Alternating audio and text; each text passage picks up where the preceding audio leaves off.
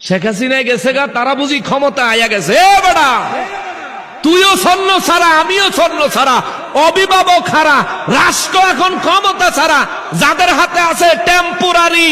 তুইও পাবলিক, আমিও পাবলিক, লাফাইস না।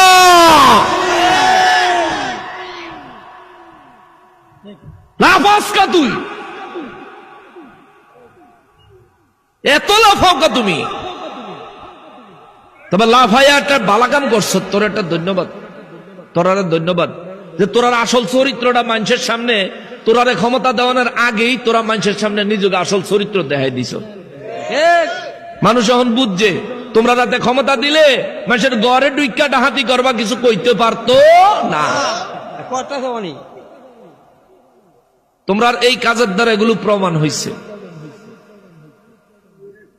যে ক্ষমতাবান হবে তার উপর দায়িত্ব আছে। আপনি যদি ক্ষমতাবান হতে চান, আপনি ক্ষমতায় যদি যেতে চান, আপনার উপর দায়িত্ব হলো দেশের হিন্দু, বৌদ্ধ, খ্রিস্টান, ইহুদি, মুসলমান যত ধরনের মানুষ আছে সবার নিরাপত্তা নিশ্চিত করতে হবে। তাহলে আপনি ক্ষমতায় যাইতে পারবেন।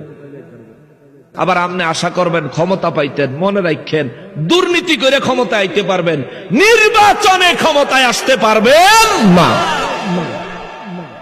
100 মানুষ যদি ভোট দিতে ভোট কেন্দ্রে যায়, একজনও তোমাদেরকে ভোট দিবে না, তোমাদের এই কুচরিত্রের কারণে, লোভ লালসার কারণে। ঠিক কিনা বলেন?